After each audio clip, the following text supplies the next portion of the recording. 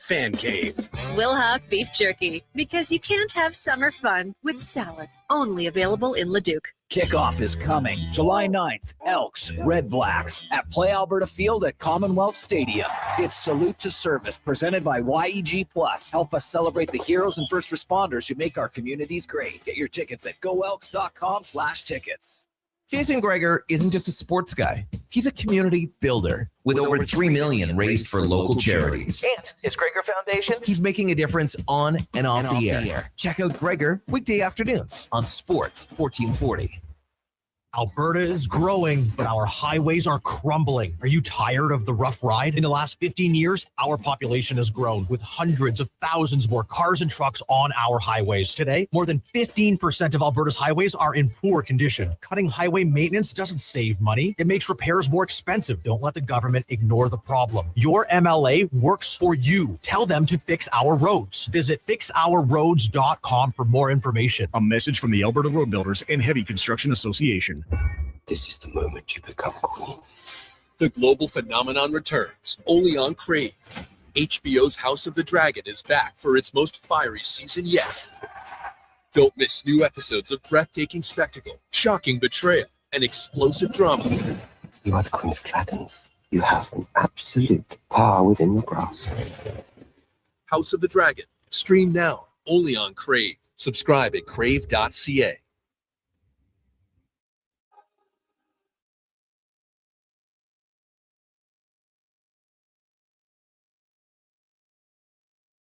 Here's the Lowdown with Lowetide on Sports 1440. Presented by Wolf GMC Buick. We're making it easy. WolfGMCBuick.com.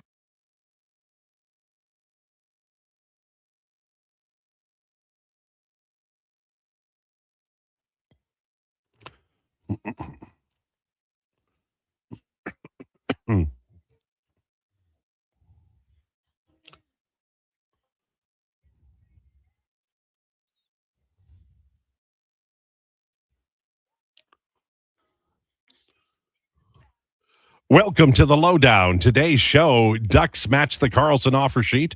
Currently searching for a defenseman and cap room. World Cup France versus Morocco this afternoon. Elks at Commonwealth tonight, playing a desperate Ottawa Red Blacks team with their season on the line. Blood and guts, smash mouth football tonight at Commonwealth. The Lowdown brought to you by Wolf GMC Buick on Sports 1440 and on YouTube. Wolf GMC Buick gets 0% financing for up to 72 months on select new 2026 Sierra 1500 models. Visit wolfgmcbuick.com.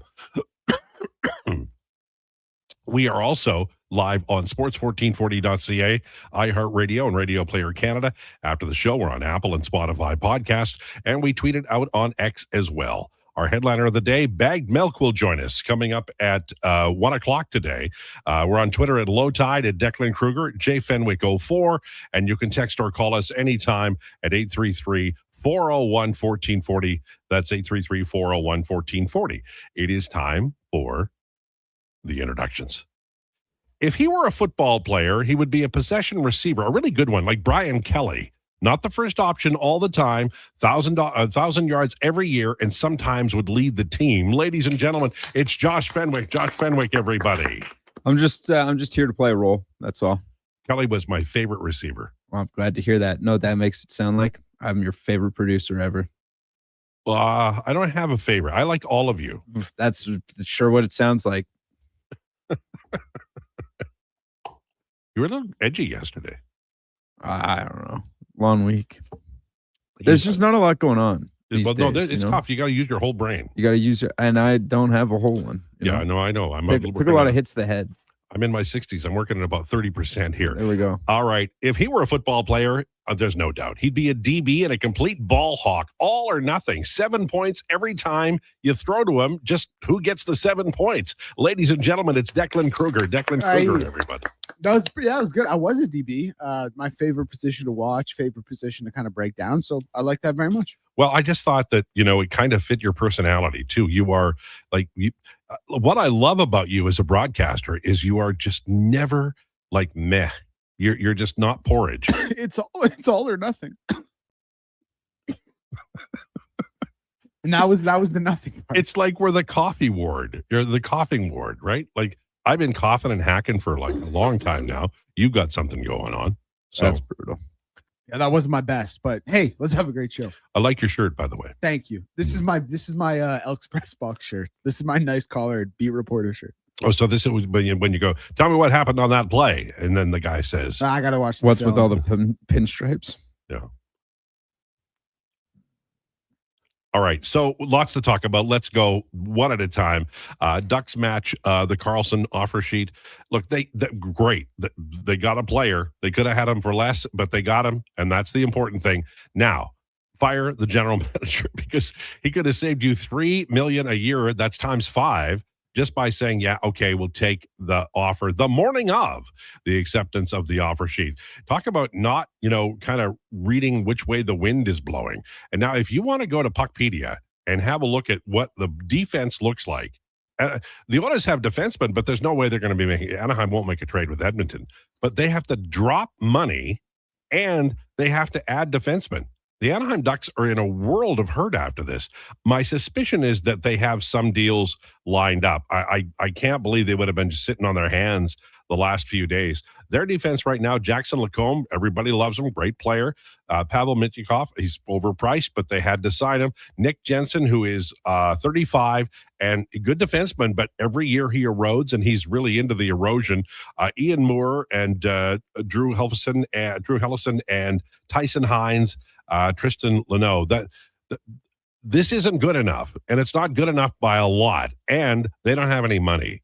So let's start with who wants to tackle this first.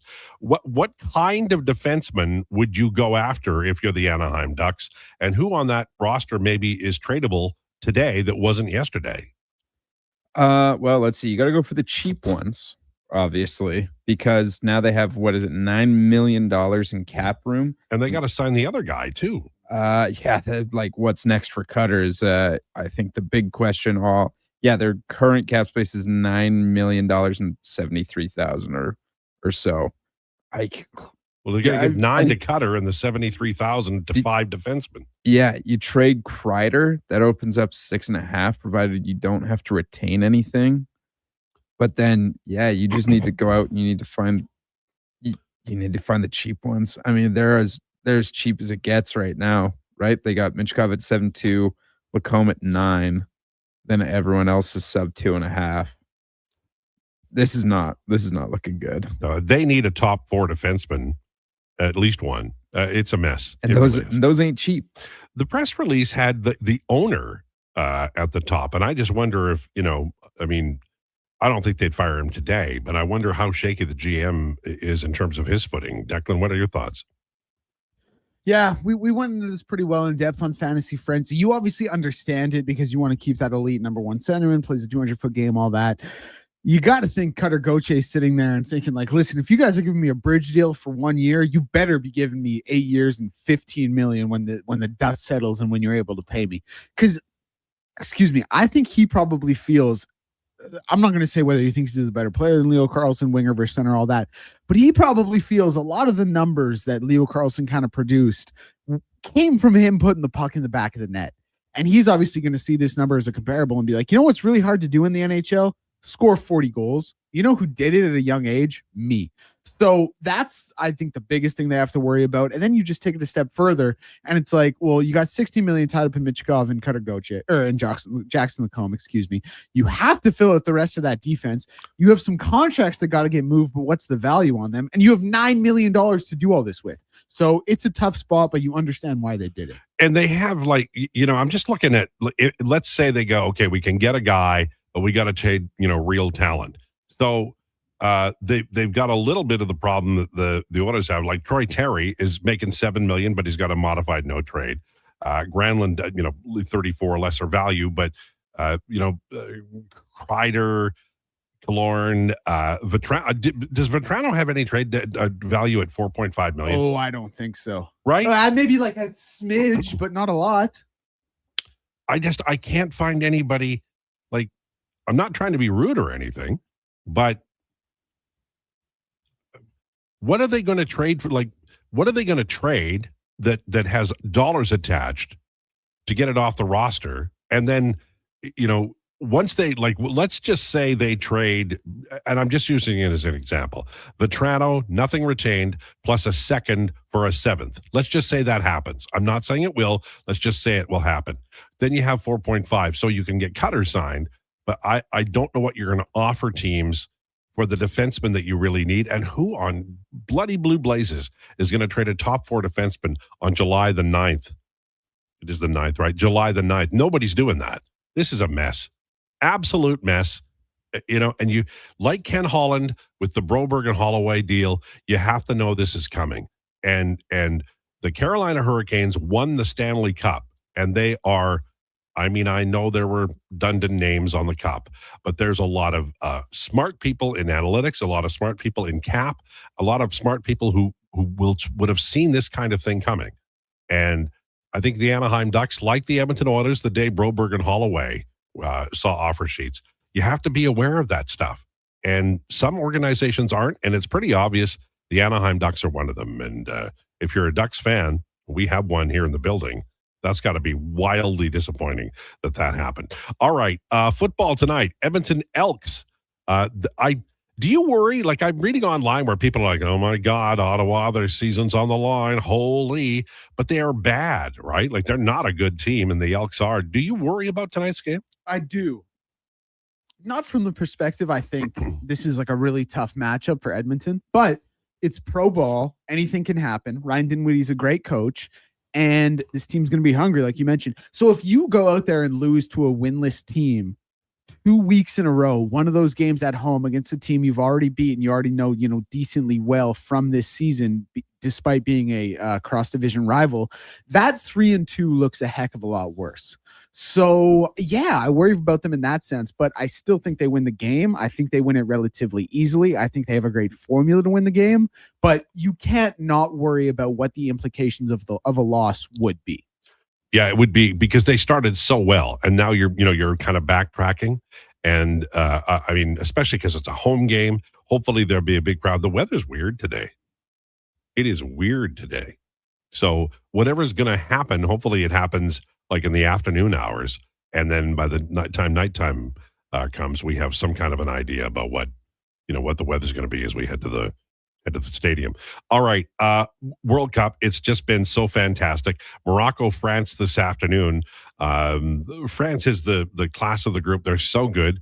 They have. Is it fair to say that right now they have the best player in this tournament, or is that a bridge too far? I don't even know if it is. Now, he's in the conversation, right? But you look at what Holland has done with Norway and the way he's really put them. Like, France is a super team.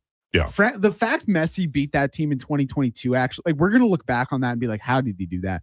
And then Messi himself, like, he's been in the conversation. It'd be one of those three. And I don't think you can discount what Michael Olise has meant playing that center attacking mid for France as well. But yeah, any of those three are good picks. France looks, like in my experience watching, there's Spain, Italy, not here this time, France, Brazil. Sometimes Holland would get in here or there, but they're right there every year. France is always there, and it feels like they're inevitable this year. And I guess I'd pick Spain. We talked about it yesterday. To play them, but it's going to be a pretty wild time. So those are the big stories that I wanted to get to: the Elks, the World Cup, and obviously the Carlsson offer sheet. I want to wheel back to the offer sheet. The Oilers are in a good spot for a team that wants to send them a player and not retain. And Anaheim's there. The problem is Anaheim's in the same division, and they really don't. I don't think have anything that the Oilers would want. The Oilers would love a skill forward, but Troy Terry's $7 million. Do you think, as we sit here today, Anaheim's going to start making some moves, and I think once they start, then we're going to have another like mini little cluster of trades. How tempted do you think Stan Bowman will be to use some of that money now? Like, he's got almost $6 million. They haven't signed Doc. For me, that's a tell. Why haven't they signed Doc? And so if all of those things are true, then would if somebody comes to you and says, I want your $2 million defenseman, and we'll send you a $5 million forward who's superior back. Is that a deal you do now, or do you really want to keep that powder dry for October and then the deadline? I would say keep the powder dry, but I also don't think the Ducks would be making any deals with Edmonton. And I think vice versa. I don't think, like, you get knocked out in the playoffs by them. It's just not a thing that you really do. Also, why are you doing anybody in your division any favors? But the Ducks might trade it with somebody else in a different division that would give the Oilers an opportunity. It's like Toronto wants to offload, say, Morgan Riley. Sure. But the Oilers aren't going to. They're going to trade him somewhere. But the somebody might shake loose that is a good, $4.5 million forward, maybe a center. And I think that, Stan Bowman said it. We're kind of looking, if we do add, we're going to look for a forward. And I think they're waiting for some leaves to shake out of the tree. And this, for me, the acceptance of the offer sheet, and then a little bit the Utah offer sheet acceptance, I think that starts the ball rolling. We rarely have a really busy July, August in trades. Do you think we'll see that this summer? Yeah, I think so. I agree with you that the Ducks are going to be the drivers behind it, because they obviously, they can't go into the season looking the way they do right now. And I wholeheartedly agree with everybody that Cutter basically has to be signed to something immediately. Yeah. And so I do think there'll be a mini cluster. And then you brought it up, like Toronto, as we've heard, wants to get off of the Morgan Riley deal. There's I don't think Philly's done yet. They missed out on Leo, and as much as we thought it was a big middle finger to the Ducks as like a calling their bluff sort of thing, I still think I don't think they're done. They want their top guy. So yeah, I could see some trades happening. Well, I'm looking forward to it more like NBA style, right? Where it just seems like you're just settled down from what the last NBA explosive transaction is, and then there's another one almost immediately. And that does happen, pretty much every year. Kenneth says Sebastian Aho was offer sheeted. Flip side, Kotkaniemi was offer sheeted by Carolina. Both kind of ruin your point of them seeing it coming. Yeah, but the Aho offer sheet was basically a favorite of the Carolina Hurricanes. It was the clumsiest offer sheet ever. I mean, if you want to get a guy, then I think the Carlsson offer sheet really was difficult. Like Anaheim matched, but they're not pleased, right? And if you go back and look at the Aho offer sheet, it's within the range. It was clumsy and it was not well done. Now, Carolina made a mistake on Kotkaniemi.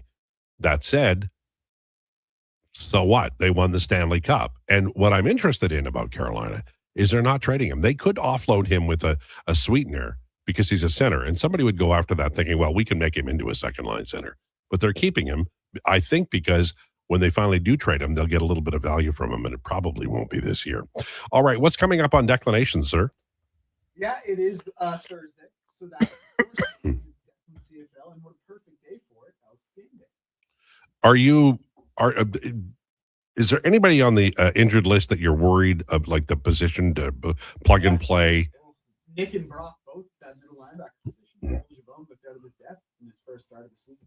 So he's going to have to correct that today. We'll talk about that, but that would be the biggest one for sure. And they've got a good coach over there, so you got to be careful about that from the Ottawa side. All right, 12:17 on the way back. Milk at 1 o'clock. We do have declinations at 1:40. Straight ahead, it is rumors. This is the Lowdown with Lowetide on Sports 1440 and YouTube, brought to you by Wolf GMC Buick. Come for Canada's largest trade shows, the biggest names in entertainment, exhilarating sporting events, and more. And stay for the experience at the Edmonton Expo Centre. Looking for the perfect place to host your next big event? From trade shows to galas, meetings, and concerts, the Edmonton Expo Centre has the space, event expertise, and service to make your next event unforgettable. With over 522,000 square feet of flexible event space, in-house catering, and operational expertise, they bring your biggest vision to life. Learn more at EdmontonExpoCenter.com today. It's cone season at McDonald's, which means vanilla cones are $1 each plus tax in the McDonald's app all summer long. Soft, creamy, and crunchy. For just $1 each plus tax exclusively in the McDonald's app. App download and registration required at participating McDonald's in Canada. Need a new ride for road trips, errands, or just life on the go? Go Auto offers a massive selection with over 15,000 new and used vehicles to choose from. With over 70 locations across Western Canada, finding your next ride has never been easier. Whether it's a roomy SUV for the family, a sleek car for the open road, or a rugged truck for your weekend adventures, you'll find it here at a price you'll love. Explore thousands of vehicles today at goauto.ca. Are you a skilled laborer? All-Star Construction wants to talk to you.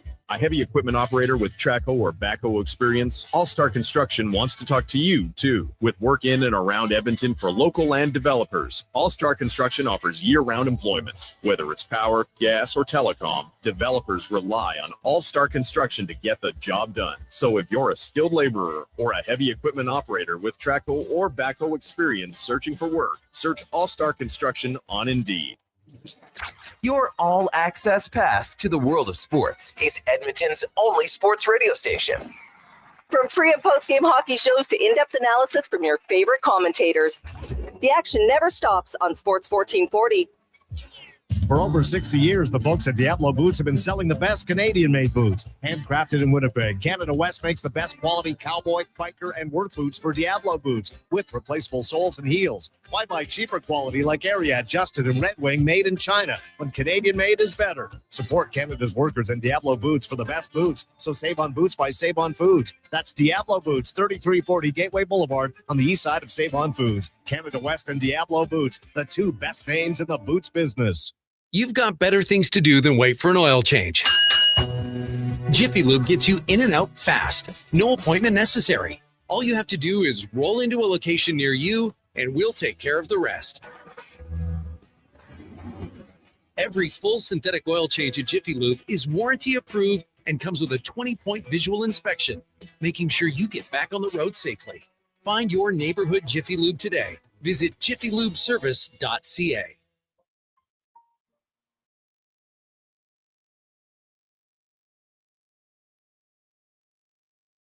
Breaking down the fine art of sports, One rep at a time.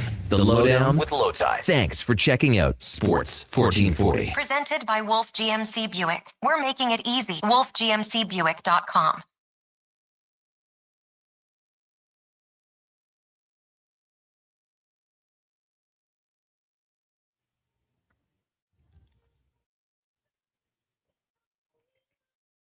This is the Lowdown on Sports 1440. We're brought to you by Wolf GMC Buick. Check them out, wolfgmcbuick.com. 1221, strange day today. Little breezy, little cool feeling, and yet you're kind of, suspicious that we might see a thunderstorm or so. Hopefully we get it this afternoon and then clear skies tonight. That happens a lot in Edmonton. It's time for Rumors, brought to you by Harley-Davidson of Edmonton. It's riding season, and Harley-Davidson of Edmonton has your next bike waiting for you. Huge selection of new and pre-owned, plus test rides available. Locally owned and operated since 1980 on the Yellowhead Trail or at hdedmonton.com. By the way, we have the game tonight.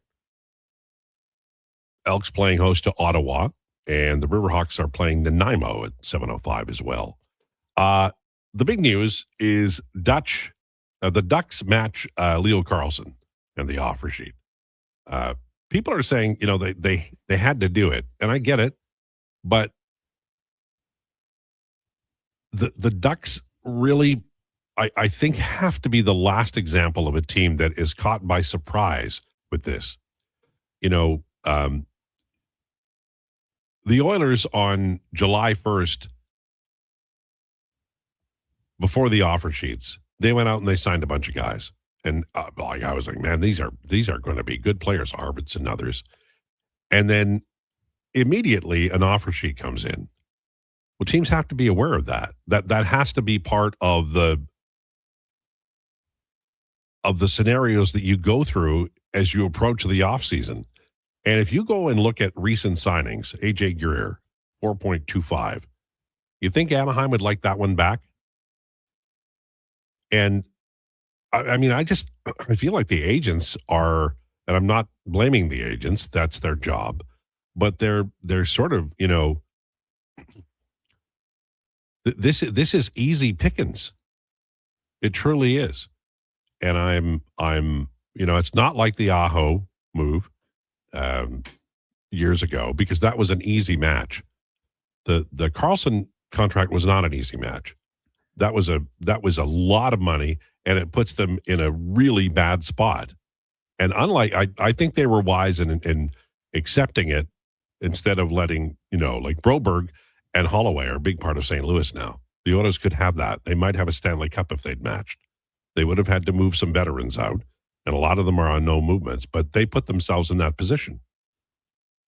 Yeah, and people will always say, well, why do you blame Ken Holland? Well, Holland was the guy who drove Broberg. If you go back and look, in December of the year before he was accepting his offer sheet, he asked for a trade. And as much as you don't want to trade a player like Broberg, you need to get some value back, right? But the Oilers ran blindly into these offer sheets, and so did Anaheim. And Anaheim did it 2 years after the Oilers got caught. And, this is the kind of management that I think, some organizations are just going to have to be so much better moving forward, because I think offer sheets are part of it. And I think players are getting more control. We've seen that with Tkachuk. We may see it with Dylan Larkin.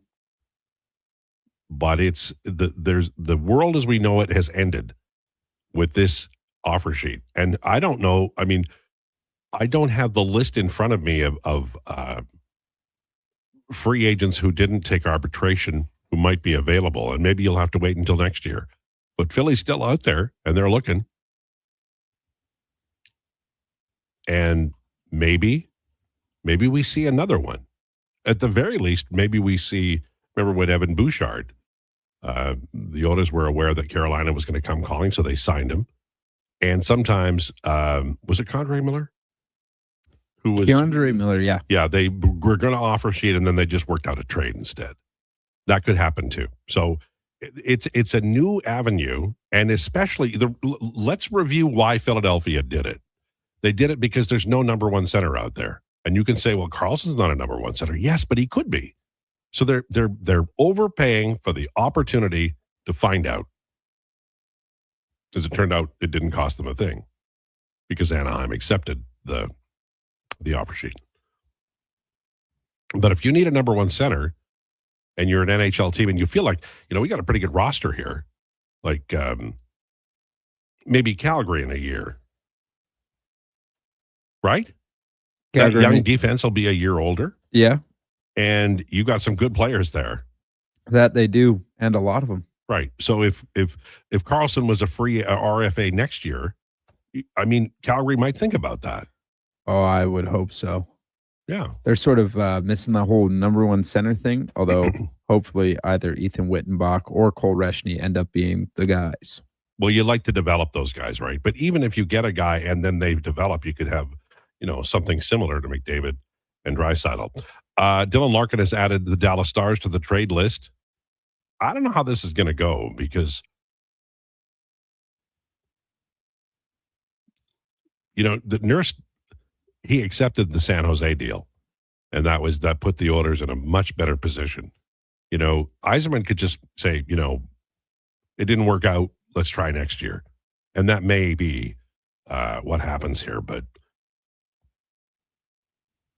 you hate to see that because obviously there's going to be a reckoning, and you hope that it happens, in a timely way where everybody benefits, but doesn't look like it looks like it might not happen in Detroit this summer. Excuse you. Did I read somewhere that Charles Barkley said Kobe was too nice to be the GOAT? There we go. LeBron. He said it about LeBron. Not a killer. Even though his crunch time percentage is a lot better than Kobe's, better than Mike's as well, actually. I don't agree that he's the GOAT, but Charles, come on, man. Like that's what we're talking about. Like, where does Kobe rank? Where does Kobe rank all time for you? Well, I've been over my top 10, my top 20, really, many a times. It's one of my favorite exercises when I'm on my walks to just kind of play it back in my head. How long are your walks, sir? Well, I don't actually. It's only when I have to walk my girlfriend's dog, without her. So it's pretty rare because you know me, I like to go for my runs. But regardless, I have Kobe 9th all time. Okay. Who's the highest ranking 76er? Well, technically Wilt. But who's the highest ranking real 76er? So you don't consider Moses, but I think him and Dr. J are pretty good. Because you look at what Dr. J did in the ABA as well, and you have I just think you have to factor that in. If you had a draft and they were both like, coming out of college, like 19, whatever age they were, 20. Who would I take? Between Moses and Dr. J. Oh, I'd take Moses. Dr. J didn't win until Moses got there. Moses was such a great player too. Like maybe it was the era, but he kind of gets forgotten about a little bit. I think he's one of the most underrated players ever. Also came straight out of high school. Fun fact. You've had some good runs with 76ers players. I can't. Oh lie God, Moses, Dr. J, Mo Cheeks as well, into Charles, into AI. Yep, absolutely. And I love Embiid too. He won a league MVP. Like he's very good. Yeah. He's very good. The process sucked. Can we agree with that? It went poorly. Yeah. It went very, very poorly. Actually, he was right under the net. Yeah, I know. Well, yeah, we can go if we want to go back and talk about Ben Simmons. Yikes! Just like such an easy player to just not like. Well, it just isn't there something you like? Can't you go see somebody and get that straightened out in your mind parts? Oh yeah, I think it was wide theorized, probably started by Bill Simmons. Let's be honest, that he was shooting with his wrong hand, that he wasn't actually left-handed, that he was right-handed. Because it looked just like, first of all, it looks uncomfortable when you shoot left-handed in general, but it for him just looked way worse. But then when he every once in a while he would shoot righty for whatever reason, you're like, that looks way more natural for the guy. But I don't know, he just never did. Yeah. MLB, I hate the All-Star game. I love the All-Star game in baseball is the best All-Star game, and I still hate it. Doesn't count in the standings. They take a bunch of like Monday, Tuesday, Wednesday, Thursday, no baseball. How dare they? I have a life, people. Yeah. So like it's a tough beat all the way around, Tide. Totally. It's really what it is what's going on for us those few days. It's all about me with me in mind. And we're out here without a net. We are doing sports talk radio on an Edmonton station where the Oilers haven't made a move in a while. Yeah. So we're talking awesome. like I'm 15 minutes away from bringing back the backpack oatmeal story. No. Yeah, right. I am. Oh, guess what? Let it lie. Like, please. Let it and lie. Guess where I'm coming with you in a little while? I don't know where. It's going to be the guy you love in the movies. Oh, Brad Pitt. Yeah. That's a way better conversation to have than the rehashing the oatmeal backpack story. We're going to do the top 10 movies, and I know there aren't 10, but we have to come up with 10 good movies that he made. That he's in? Yeah. Okay. Is that like a second hour exercise, or like, do I get time? Or I saw that great scene from Meet Joe Black, I don't know where, but where he's looking at the girl and then he goes away and like they're walking down the street. And then she looks back at him. And then he looks and he's like, and then, I'm not going to, I don't want to play spoiler because Declan's probably not seen that one either. What has Declan seen? He's seen every movie ever. Don't you remember? No, but I talked about Dallas was on the 70s and he was like, no, I don't want that. So is everything a spoiler alert over there? Yes. For Declan, yes. Von Miller expressing interest in the Cowboys, but deal unlikely. Yeah, man. You know what? Von Miller, your time might just be up. It's okay. He had a fantastic career. I mean, we're talking about a guy who won Super Bowl MVP. Was just an incredible player his entire career. But hey, you know what? Maybe it's time to hang him up. It's hard for the players though, right?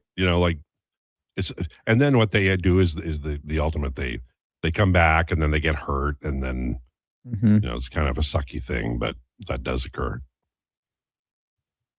How do we feel about France Morocco? Is it going to be 3-1? I think France is just going to Yeah, 3-1 France probably. Mbappe with the brace. He's just so good at scoring goals. It's sickening, actually. You know, when you just watch a regular soccer game, you're like, how is anybody going to score? And there's like 7 guys in the world who can do it. Well, yeah. So out with my dad, and we were talking about when we watched the Jonathan David hat-trick game, and he was talking about something they had read a while back about scoring in soccer, that it seems easy. Yeah, big net, whatever, but there's just so much going on. There's so many people, whatever, that there's just something like magical about like it should be easy enough, but it isn't. Guys miss wide, they miss high, they miss left, right, whatever, all the time. But there's something just so magical about a guy that can just put it in the net. Yeah. It's scoring in soccer is sort of like scoring in bandy. Do you know the game bandy? No. They play it like in Finland, and it's basically 2 acres of ice surface, and there's a net at one at each end. And you've got to skate 2 acres. Even if you have a breakaway, you have to like pack a lunch to get there. And that's kind of like soccer. It's really hard because, you know, every few feet there's a guy trying to chisel you, and you've got to, you know, with some kind of organized, you know, effort, move the ball into a range where you could score. Yeah. And just like there's some guys that just for whatever mythical reason do it really, really well. I think Canada could have helped themselves with being better on the set pieces, like the corner kicks and stuff. Mm-hmm. It seemed to me that they were not as creative as the Europeans. It's just, and it's weird to say that too, because like in the, oh God, was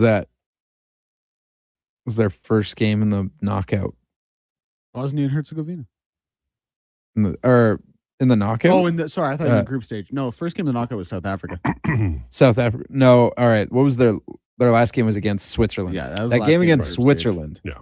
They when in those last whatever it was 16 minutes or whatever, they had they got all the throws and everything. It was super creative. But then sometimes you just lose that, especially when you're playing against a better team.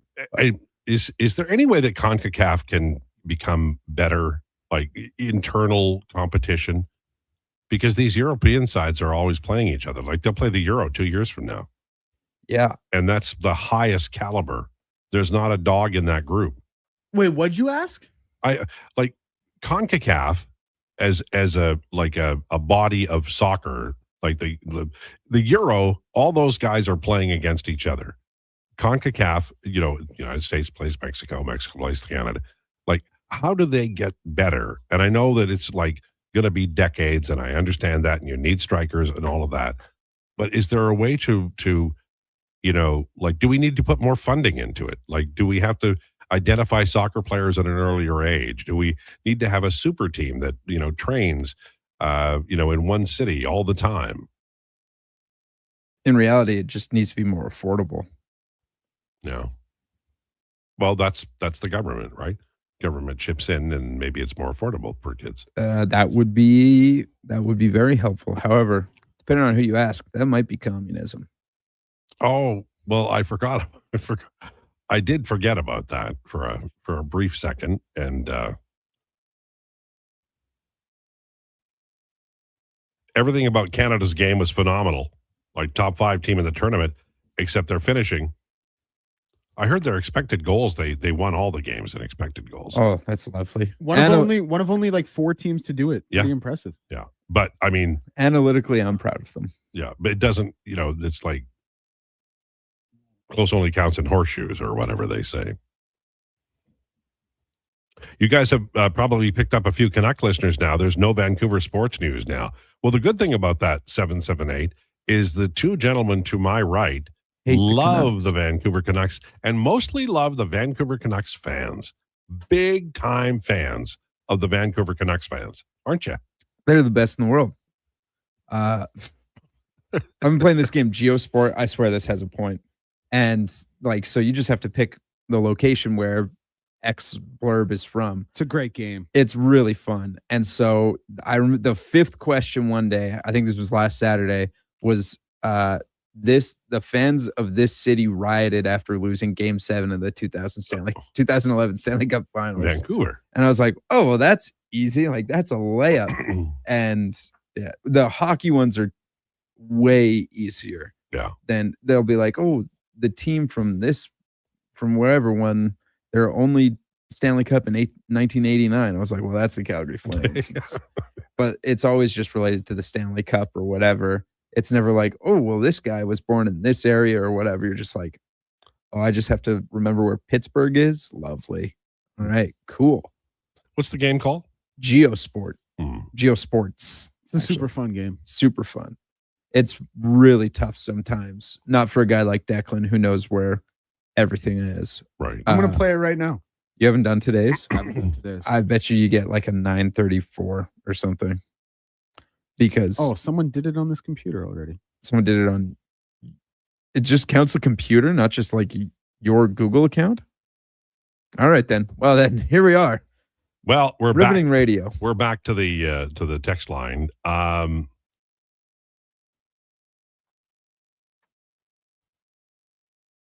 isn't that what the Gold Cup is? I'm just talking about better quality, right? Like, I don't know. Maybe just, Christine Sinclair was a gift from the heavens, and we'll never have a scorer like that again. I don't know. Or maybe there'll be 3 guys who can score next time.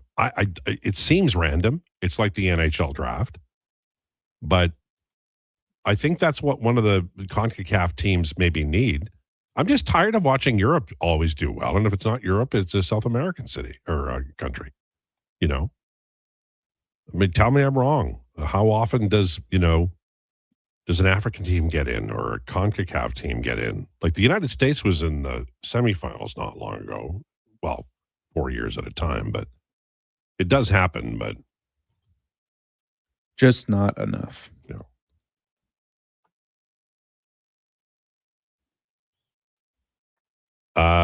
Hey guys, Canada should spend the next 6 months just specifically working on corner kicks. I've never seen an international team that was so poor or unproductive with all those corner kicks. They had loved most of the tournament. Can't wait to see where they go from here. Well, that's the other thing is that they're not aging out, right? Like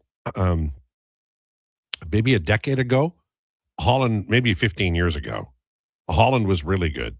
And then they just all started getting older. And then that's really bad.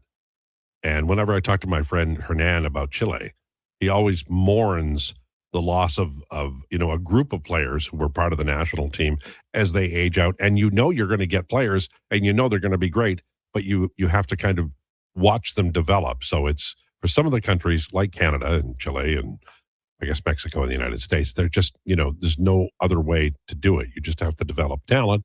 And you have, in America, they've got a massive pool of talent, but you still can't beat Portugal with a smaller population by more than a little bit. Yeah, except they play a lot of footy over there.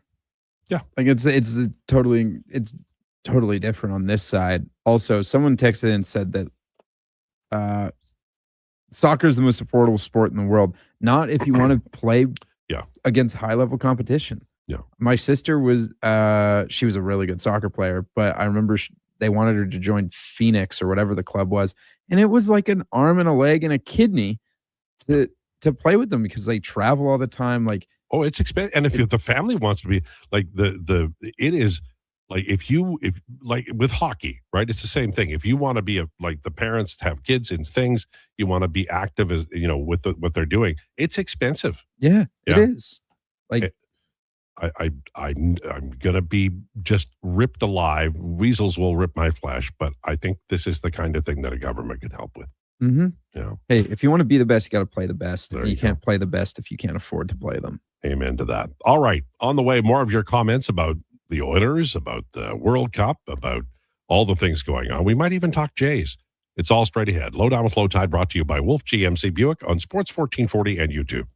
Kickoff is coming July 9th. Elks, Red Blacks at Play Alberta Field at Commonwealth Stadium. It's Salute to Service, presented by YEG Plus. Help us celebrate the heroes and first responders who make our communities great. Get your tickets at goelks.com/tickets. When your project can't afford downtime, call Japa Equipment Rentals. From excavators and wheel loaders to compaction equipment, Japa has the machines you need. Trusted since 1972. Visit japaequipment.com or stop our Edmonton or Calgary locations.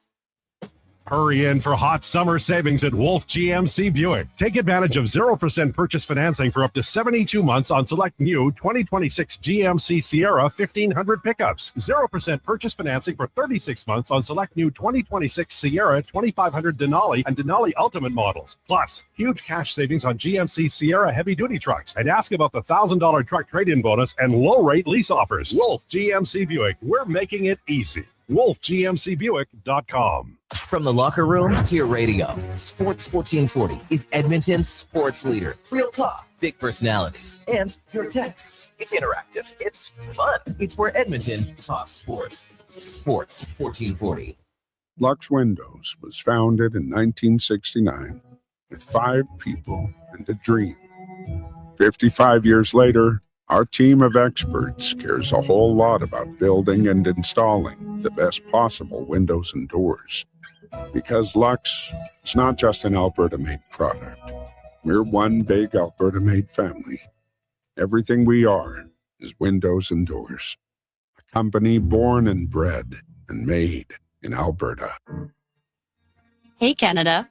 Wednesday, July 15th is Tim's Camp Day. When you buy a hot or iced coffee, you help build a better future for Canadian youth. Every cup counts. At participating restaurants in Canada. You're getting the lowdown with Lowetide on Sports 1440. Presented by Wolf GMC Buick. At Leading Edge Physiotherapy, healing doesn't have to feel heavy because in our SwimX aquatic therapy pools, you literally float your way to recovery. Whether you're dealing with arthritis, back pain, joint injuries, post-surgical rehab, chronic pain, balance issues, mobility challenges, or just feeling a little creaky, warm water and gentle resistance have your back, your knees, and your hips. Trusted by pro sports teams and rehab hospitals, our SwimX pools help you move sooner, hurt less, and recover faster. So take the load off. Let the water do the work. Life shouldn't hurt. LeadingEdgePhysio.com.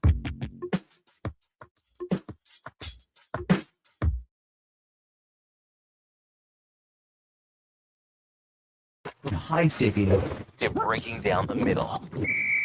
Here's the lowdown with Lowetide on Sports 1440. Presented by Wolf GMC Buick. We're making it easy. WolfGMCBuick.com.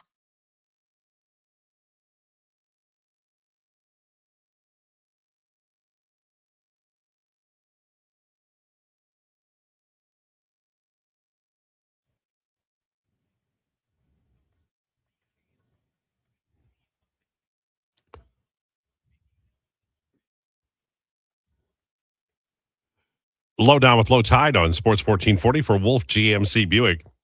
Hurry in for hot summer savings, including 0% purchase financing on select models. 0%. Details at wolfgmcbuick.com. Kind of an unusual day. Probably going to get some moisture and hopefully great weather for the Elks game tonight against the Ottawa Redblacks. And have a chance to go 4-1. And stay atop, along with the Rough Riders, the Western Division. Remember those years when the Elks were like, and forever at the beginning of the year? And then they'd sort of, cobble together a roster that worked and win a few games in the second half, but the season would be lost by, at the latest, late summer. Well, this time you can go to the ballpark tonight and you can watch a winning team play a team that they should beat, which is kind of cool. And that's your opportunity tonight. We were talking about the cost of soccer, to play at any level, as kids progress and play well enough, then you can be on a team that travels and plays and you get better because you're playing against better competition. That's how it works. And Noel says, try having a girls play high-level basketball. Team Alberta. I'm sure that's true. And, we love watching our athletes do well, specifically at the Olympics, but at other times too. I mean, a lot of the fans listening to us right now are hockey fans, and we all love every draft. Although this year, I think Europe had more than Canada and the United States, but most years Canada has the most players drafted, from whatever country. Canada has been number one, really forever, but it's getting closer for sure. John says we can't catch up as currently structured.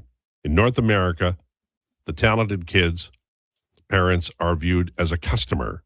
So they charge parents great gobs of money for the privilege of playing at their elite academy. We can't catch up the way they currently have it. And those issues aren't likely to change because people are greedy. And the people running the North American academies don't want to give up their revenue stream. Well, and I'm not an expert in this, but I do think that FC Edmonton had a good program here. And my understanding is that at a high level, that teams develop players and then they sell their playing rights, and that's one of the ways that they can move the needle. Tottenham Hotspur are brilliant at it. They'll never win a championship, but they make a lot of money developing players and then sending them on their way. That's not unfair, right? That's pretty much what Tottenham Hotspur does. Well, there was a really good chance they were going to get relegated this year down to the championships, and they probably would have won that. So that would have been really cool. That team, I was actually thinking about that Tottenham team. They felt kind of similar to like the Oilers with Harry Kane and Son. Sonny is a great player. Yeah, absolutely. And but like nothing around him. They just I don't know. Yeah, they just seem to kind of fit the dry. I'm not calling Harry Kane McDavid or Son, dry. No, I get that. Yeah, they just kind of seem to fit that mold in terms of team makeup. They never spend the money, and they're always selling players. Like they just as soon as they go, oh, this guy's good, and then if he's from Britain, then they have to keep him for 2 years longer, like with Harry Kane. But you tell me that they're managed in the same way as like Chelsea or. Well, Chelsea's a bad example, but I get what you're saying. Chelsea, they're in a horrible spot where they just spend, and have nothing to show for it, and have 100 players on the roster, and it never works out. And now they have all these players who they've paid all this money for, who are doing absolutely nothing. And they just sold Cucurella, who was kind of one redeemable transfer market piece they had. But overall, yeah, I get your point. Chelsea's just a bad example. No, but they weren't a bad example forever. Yes, they're like in the Lampard, recent examples. John Terry days. Yeah, but they've had great success. And Man City, Man United, there's a way to do this. But Daniel, what's his last name? The Tottenham Hotspur owner. He keeps just selling players as forever. Made a lot of money on that Kane transfer, though. Damn it, I'm telling you, it's painful. I've been a fan since Gareth Bale, and you get excited because they got some new guy. You're like, holy cow, this guy's really good. And you get up at 5 a.m. to watch the team, and then you find out that it looks like he's going to be in the next transfer portal. He's going to be gone. That's being a Tottenham Hotspur fan. Yeah, he's too good to keep. What the hell kind of attitude is that? European soccer is so funny that way, especially Tottenham's a big six club. You shouldn't have that mindset. It's a London team. Yeah. Anyway, it could be worse though. You could cheer for Leeds United. Well, I was going to cheer for Chelsea because that's my daughter's name, but somebody said no, they're a front runner. Don't do that. You got to cheer for a team and be in pain. So I chose Spurs. And I sure got the pain down. You're real for that, though. You're real for that. What a collapse of a season. I should have gone with Arsenal. Oh, well. My grade 7 math teacher and homeroom teacher, he was a big Arsenal guy. He was also the soccer coach for the hockey soccer program. Oh, really? Yeah. Good guy? Yeah, Mr. Burback was nice. Yeah. It's a unique cat. But yeah, his room was just littered with Arsenal stuff. Eric says, how do you even say that, Tottenham? Tottenham? the Tottenham Hotspurs. It seems pretty simple to me. I was told you couldn't say the Spurs. It's Spurs. The Spurs are the San Antonio team. Correct. Right. Go Liverpool. Ever tell at the time I got into a argument, a yelling argument? I was being yelled at by the news director in Regina years ago because I made the mistake of correcting him on a sportscast. Mm-hmm. I was the sports guy, one of them. Roger Millions and Peter Lavardis were the other two. And he kept saying Stanford Cardinals. And I said, the name of the team, football, is Stanford Cardinal, not Cardinals. And he goes, you're a liar. And I'm like, no, I'm not. This is before the internet, so you couldn't just look it up. And he just got extremely angry at me. Naturally. I mean, People I just don't hate being wrong. Well, no, but I don't. I'm not like Declan. I don't go around and do that. Tell people they're wrong for the fun of it. Well, I've gotten pretty heated in the last 24 hours over people telling me I'm wrong when I wasn't. Even after a Google search. What the hell are we talking about? Who are you talking to? Is there anybody you can tell us? Is it your... yeah. So it was the guys I was hanging out with last night. We're playing. Come on, spill the beans. We're playing Magic the Gathering. Magic who? Magic the Gathering. Is that It's a nerd thing. Oh, is it like DOD? Yes. Okay. DND. Come on. Sorry, I don't know the names of these things. Anyways, I've been playing for a decade. Does your girlfriend know about this game? I don't think I've ever told her. This is an expensive hobby. However, it doesn't matter. How much are the dice in this one? No, not very expensive. It's the cardboard that you have to buy that's really expensive. Cardboard is expensive. Anyways, certain pieces of cardboard, yeah. Anyways, there's a card that someone had out, and they were asking me about the rule on how it worked, and I basically I gave them the truth. Now, they were like, that doesn't make any sense. I'm like, trust, has anything so far made sense? And they were like, no, but that extra doesn't make sense. And they were trying to logic their way through it on how this worked. And then my buddy came back from the bathroom and he Googled it, and it basically said the exact same thing I said, except in different wording. And they're like, oh, well, you were wrong. I was like, no, I'm not. Oh, I hate when that happens. We got to the exact same endpoint. I might have used a different formula, but the answer is still the same. And they're like, no, you were wrong. This is how it makes sense. I'm like, no, that makes less sense because it does. You got to find better friends. No, it was fun. Doesn't sound like it. Well, then they were just arguing with me for the sake of arguing with me, trying to tell me I was wrong. That's this show. show. I was like, what's the point? So tempers were raised. Some shouting was had. Were wobbly pops involved? Wobbly pops were involved. Oh, perfect. Not a lot of them. I still had to drive home after, so I think I only had 2 Moosehead. Not my brand. But I was like, guys, how can you sit here and tell me I'm wrong when you're trying to explain it to me and you're more wrong than I? It was a whole thing. Got me really fired up. I was not. Declan, do you play this game? No. Come on. No. So this is fun though. It's not. This is the really nerdy game then. It is simply very nerdy. Yes. What's the nerdiest game you play? I honestly, I would say that Dungeons and Dragons is probably the nerdier one. Okay. That is more associated with. Is it nerdier than fantasy baseball?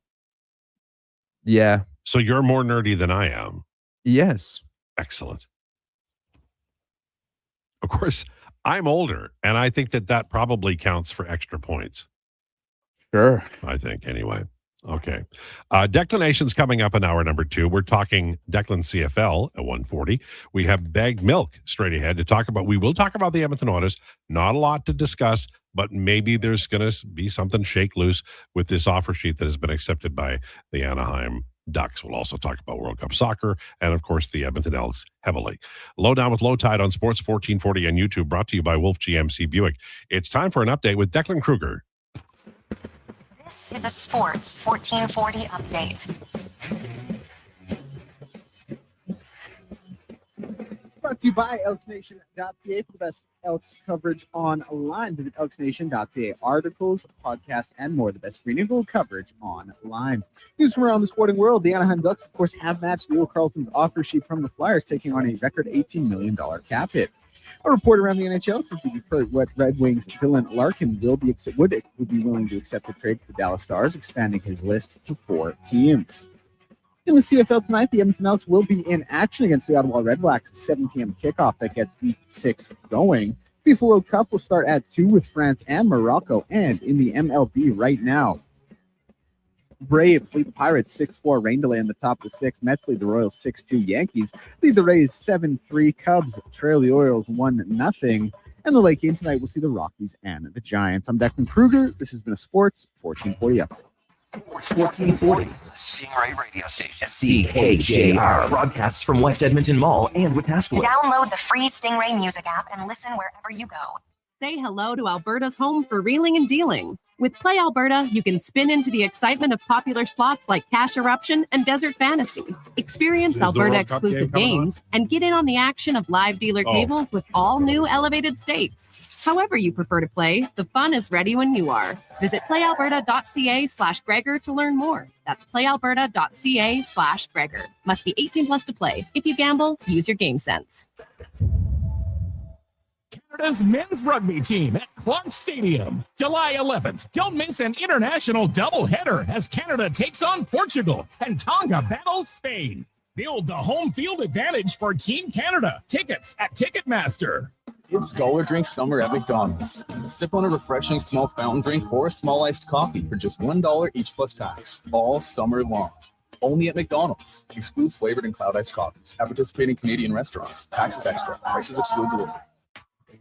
Attention Alberta construction pros. For over 50 years, Japa Equipment Rentals has been your go-to for top-notch equipment and stellar service. Whether you need rentals or expert maintenance, we've got you covered. Stop by our Edmonton or Calgary locations today.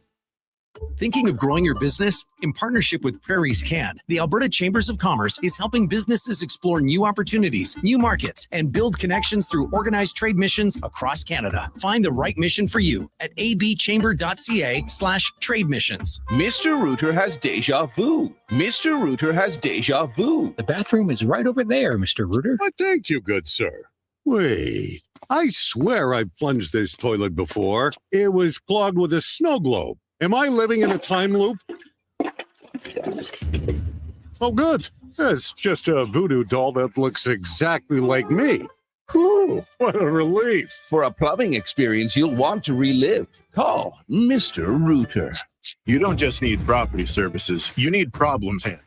HireGood provides cleanup, debris removal, site monitoring, and safety attendance across Edmonton. We reduce issues on your property, keep spaces safe, and take pressure off your team. We resolve real problems for businesses while creating real impact because our team is built on second chances and they show up every day ready to prove it. Visit hiregood.ca or call and mention Jason Krueger for a first-time discount. HireGood. Stable jobs create stable lives. I'm Rick Showers from Noble RV with a question. Are you camp ready? Camp Ready is our 12-month RV maintenance plan. You might think from talking to you on the radio or my online videos that I'm a do-it-yourselfer, but you'll notice the real work is being done by my maintenance team, the same team that looks after your RV when you become Camp Ready. Camp Ready is a custom scheduled maintenance plan for your used RV. That's right, Bob. For one predictable monthly fee, your fall winterization is handled, spring startup is on your schedule, roof assessments twice a year, and if something goes wrong during the summer season, guess who goes to the front of the line? That's right, people like you who are Camp Ready. You're expanding Camp Ready memberships now, right, Rick? Bingo, Bob. We're accepting 100 new members. We have to keep it limited due to the capacity of our team, so we know we can serve you dependably. Ask about Camp Ready next time you see us. And that's NobleRV.ca.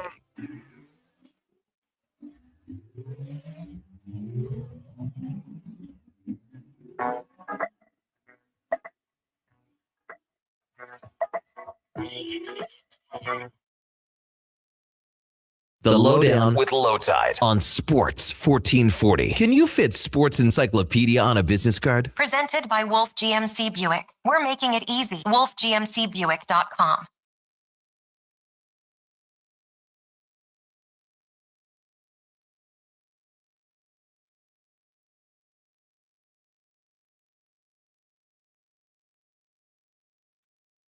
It's 1440 for Wolf GMC Buick.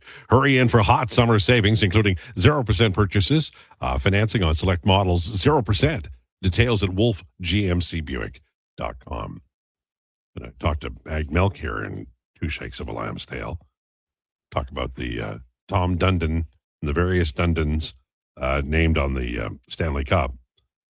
My own feeling is I probably would put Ziggy's name on the Stanley Cup if I owned the team. And Peter Pocklington tried to put his dad's name. They wouldn't let him. There's just XXXX across his name. Kind of unfortunate, but that's the way it happened then. Obviously, times have changed. And our friend Bagged Milk from Oilers Nation is brought to you by Faber. Debt holding you back? Let Faber's licensed insolvency trustees help you tackle your debt. Book your free consultation at faber.ca or call 1-877-944-1177. Joined now by Bagged Milk. How are you?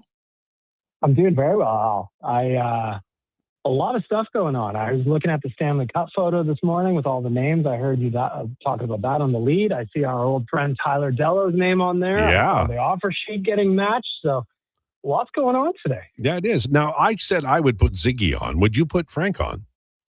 I'd put Frank before me. Absolutely. Right. Come on. Of course. Yeah. Yeah. He's a big contributor to any of my success. So, yeah, he can go before me 100%.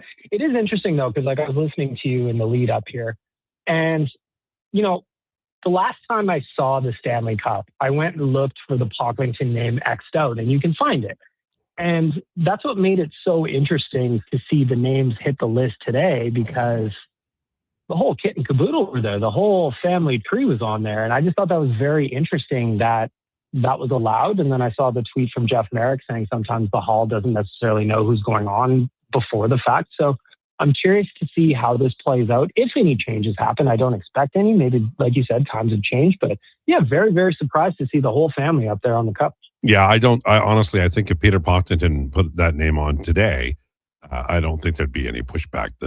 The league has changed. Gary is more friendly to the owners, I think, than not that the other guys were, anti-owner. It's just that Gary's sees the world in a different way, and I doubt very much there'll be much. People keep picking on the kindergartner. I don't know why, but the bottom line is they won the Stanley Cup, and I was glad to see Dello's name on there, though. That was kind of a thrill. Yeah, I was, as you and I have been around a long, long time. And I remember when MC79 Hockey was an active blog, and he was writing really in-depth features on the Oilers at a time when that kind of writing really wasn't as popularized as it is today. And then I remember, obviously, his short stint with the Oilers, moving on from the team. So to see him have the success he had in Carolina is pretty cool, because, again, for somebody like myself who's been around a long time, and I read a lot of Tyler's writing back in the day, it always kind of seemed like he was going to go do something in the league. But to see his name now on the Stanley Cup this morning was pretty neat. It was pretty cool that a guy who was in our environment at one point, Al, parlayed that into a successful career with the Carolina Hurricanes. So super pumped for him. I think it's a really great story here. I wish it would have been with the Oilers because, like I said, he was there for the time. And I do love our boy Michael Parkatti as well, who's there now. Mm-hmm. But I was happy to see his name today. I just thought that was a really cool thing for a guy, I've been reading or had read for a very long time. Well, I tell you that if they had paid attention to Dello's writings the way I'm sure they're listening to Michael Parkatti now, Taylor Hall wouldn't have been traded. They would have had McDavid, Draisaitl, Hall, and analytics on their side. Yeah. And I think they would have won at least one Stanley Cup, and I'm probably being conservative. Let's move on and talk about the offer sheet that Anaheim has now accepted on. And the Anaheim Ducks now have a bouncing number one emerging center, but at a very high price point, higher than they needed to go, based on the conversations the writing we're hearing about conversations before the offer sheet was accepted. The only way I think that the management survives here is if the owner was telling them, not to accept or not to negotiate beyond a certain point. Is that fair, or am I just reading too much into this? I think you're probably right. Obviously, we'll never know exactly how those conversations go, but I've read the same things you did. And, it sounds like based on where the offer sheet landed, they were $5, $6, $7 million apart, depending on, who you're reading and what the numbers are that day. So that is a massive gap. And, Pat Verbeek has got a history of negotiating hard. But to get tagged with 2 offer feeds back to back, obviously accepted the second right away and then waited on Leo Carlsson. I didn't know how this was going to play out, but when I saw the news this morning, I was kind of surprised.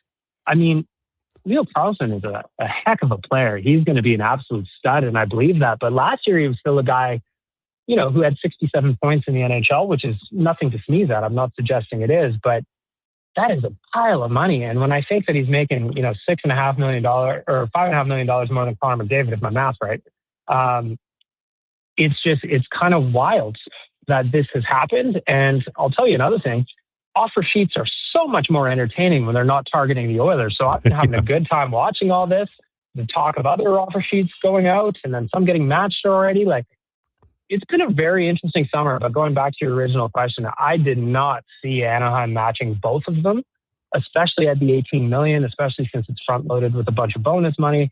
I thought Philly was going to swallow that. And now the other angle for Anaheim is they don't have a whole lot of cap space left. They have $9 million left, but what is Carter Gauthier going to ask for? Yeah, and he's up. And they don't have a lot of defensemen. I don't think they can go to camp with this, depth chart on defense. So that brings up, another round of flurry of trade activity that may or may not occur this summer. And I wonder if the Oilers, who are sitting pretty, I mean, they if they were, I'm not suggesting they're going to trade Ike Howard, but they have around $6 million and they have Ike Howard and they have some defensemen. They have some picks. If they decided to, if somebody were to, shake loose from another team that they valued, say a top 6 forward or a center, a winger or a center, they at least have, some of the balls in the air that team might require. And that's kind of provocative and interesting for the Oilers in a way that we didn't really see during the Ken Holland era. 100%. And to steal one of your lines, it seems like they're keeping a little powder dry here. And, I saw some speculation from Elliot Friedman that the Oilers may consider moving a defenseman because they've already got 8 on the roster with where they're at. So they've got some flexibility. They've got a little bit of cap space, more than we're probably used to. And there's also a bunch of teams who are probably going to start running into some pinch points here. Like we've been talking about Anaheim, but they're not going to be the only ones who have some difficult decisions to make, especially with all this offer sheet talk going around and trades happening all over the place. So I think the Oilers are in a really unique spot as we enter the mid-July period. Well over where we were even a couple of years ago. It was a lot of money in, money out. We were used to that. But with the Darnell Nurse trade being free and clear, no retention, that gave some optionality that I don't know that maybe we would have expected or are used to. And then when you factor in Stan Bowman's work on July 1st, not overpaying for anybody really, taking reasonable bets, finding guys who fit the holes that he was looking to plug, I think that puts the Oilers in a really good spot right now. It does, and I think that as time goes on, Oiler fans will credit Stan Bowman with the Nurse move. I've always was a fan of Nurse, still will be. We'll cheer for him, but I think that getting that cap off the books for Edmonton really was a sea change. This gives them room to wheel.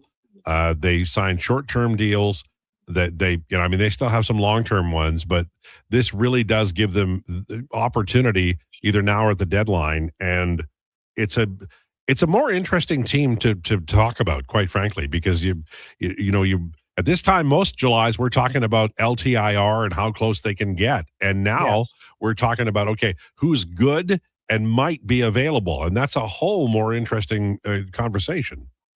It's way more interesting because, like you said, we're talking about LTIR, and it's like, okay, is Evander Kane going to be on the roster? This is 2 years ago, of course. It's like, no, he's probably going to miss the whole thing, and you got to get right up as close to the LTIR number as you can to make the cap work. And there's all that magic and cap dancing that happens behind the scenes. So it just makes this an interesting summer because not only do the Oilers have some optionality, I also think they did a good job of not going fishing in lakes that they don't belong in. They didn't try and sit in the muddy middle hoping that Andrew Mangiapane can go out and score 20-plus goals again as he did in Calgary before he went to Washington. They didn't hope that Victor Arvidsson and Jeff Skinner were going to come in and work and then ultimately lose 2 of their guys to offer sheets in St. Louis. They're in a much more stable position. And I think for a lot of Oilers fans, or at least maybe I'm speaking for myself here, it's almost unique and scary in a way because you're like, wait a minute, they've got options they didn't have before. How is this going to play out? Because for years, it was right up to the cap. And exactly like you said, okay, Do we have to start the season with a man down on the roster? Are they going to be shorthanded? Do they got to do some kind of 11-7 because they don't have enough forwards or something like that? And this year, they don't really have that on their plate. And that creates some optionality, whether they handle it now in the offseason or Stan Bowman gets something done as the year progresses. So if I'm reading it right, you're doing a little TLC here. You're saying the Oilers shouldn't go chasing waterfalls. Is that correct? Please stick to the rivers and the lakes that you're used to. Yeah, of course, Al. I think that ultimately they put themselves in a spot where they're able to do that. You know, the bulk of the core, well, all of the core is already coming back. They're already signed. They're locked up. And right now they're in a spot where they can kind of look to add, but they don't have the pressure to add. And I think that that's a really unique spot for the Oilers to be in because it hasn't been this way in quite some time. Yeah, it's true. Bagnalk, our guest from Oilers Nation on Sports 1440 and YouTube. The draft is done. The free agency is done. We're talking lines and pairings and what might come. And the way I see it, this Oilers team up the middle should be strong with McDavid, Draisaitl, and Dickinson.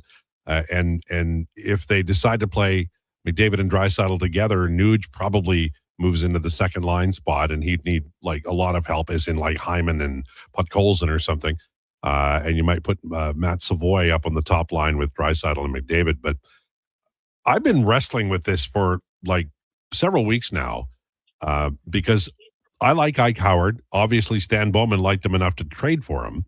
And I don't believe, like, I know a lot of people are like, well, you know, Mike Babcock's not going to like Ike Howard. I don't really think he operates that way. You know, if Ike Howard comes in and plays really hard and plays well and is coachable, I think that will be, you know, he'll have success here. But I also know that there are options. And if you go back and you look at Babcock in Toronto, he had players who became frustrated and did not play a lot, and it became an issue because he had other guys in front of them, like, you know, Marner and Nylander and Austin Matthews, but some others, Zach Hyman as well. So if we're looking at Ike Howard, obviously we're all thinking that he'll come in and he'll play well and he'll work hard and he'll get there. But would you be shocked if they thought, you know, maybe we'll cash him in because we have some extra money for a forward now who's a little older? Or do you think it's a matter of, look, we're going to play this guy through the deadline, and if we decide to check down, it'll be at the deadline as opposed to July?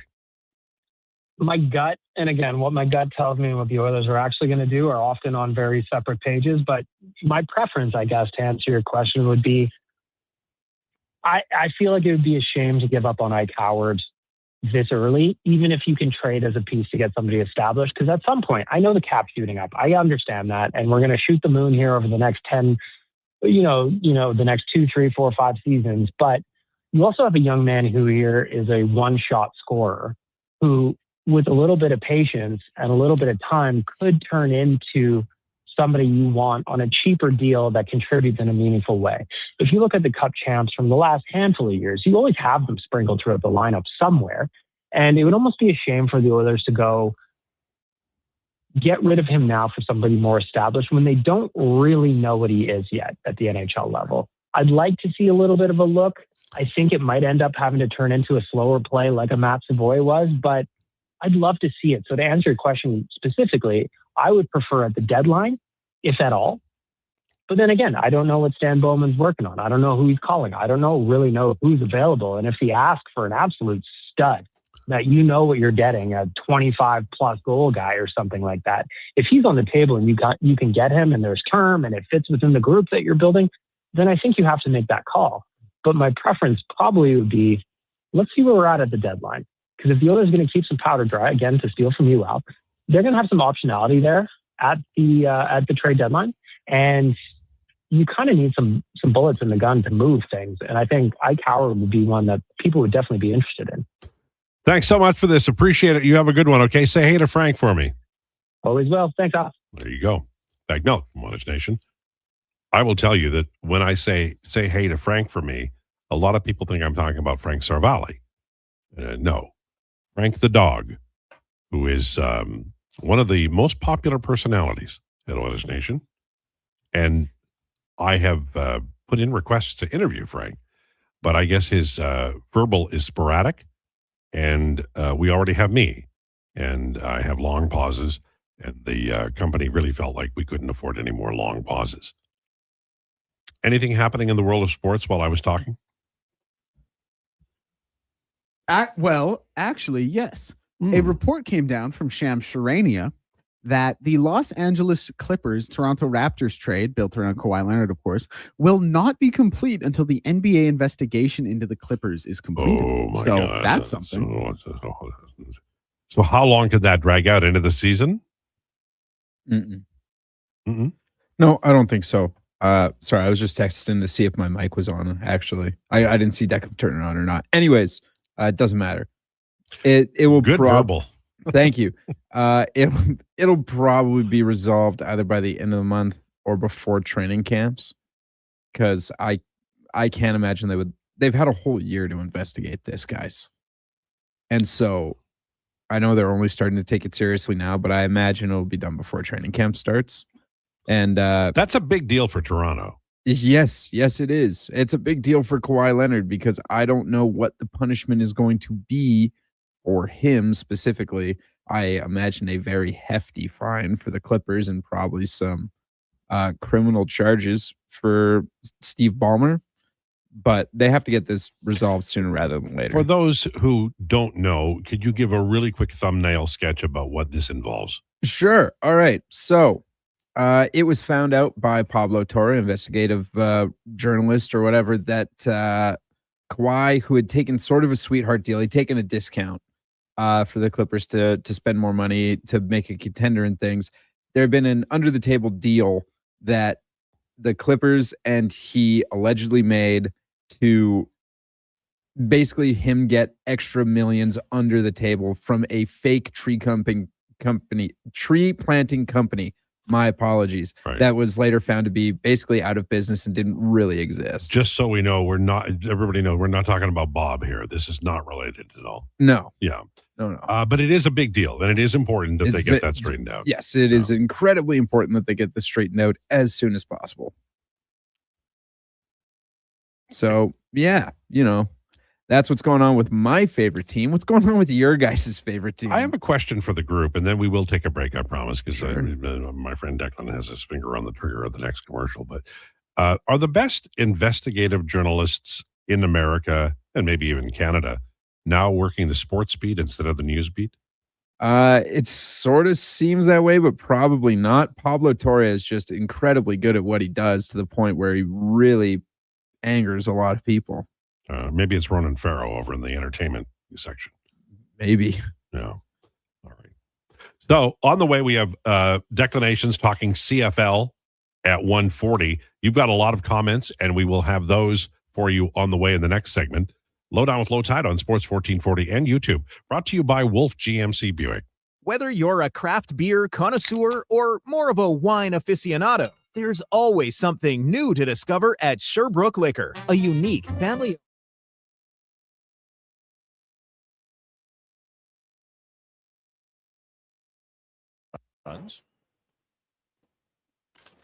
Okamoto sends one deep down the right field line, and it is off the wall. No, it is gone. The signal from the first base umpire, Junior Valentine, is that ball is a home run. And if that stands, it is going to be a grand slam for Kazuma Okamoto.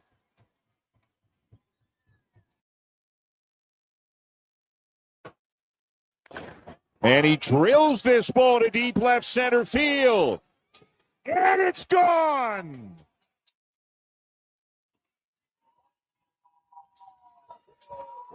Vladimir Guerrero Jr.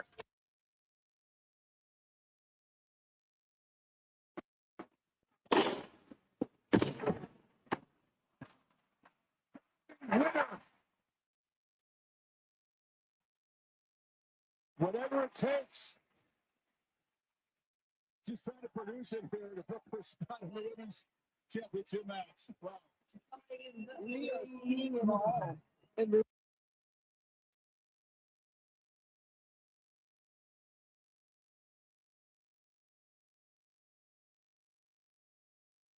Runs.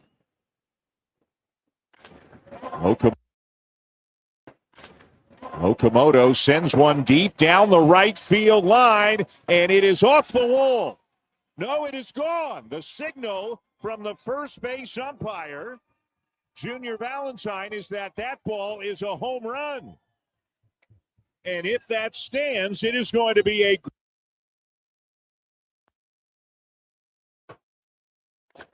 And he drills this ball to deep left center field. And it's gone.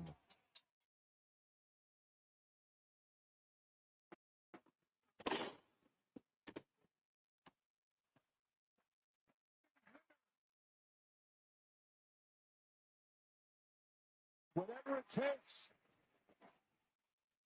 Just trying to produce it here to put for Scott in the women's championship match. Wow. Wow.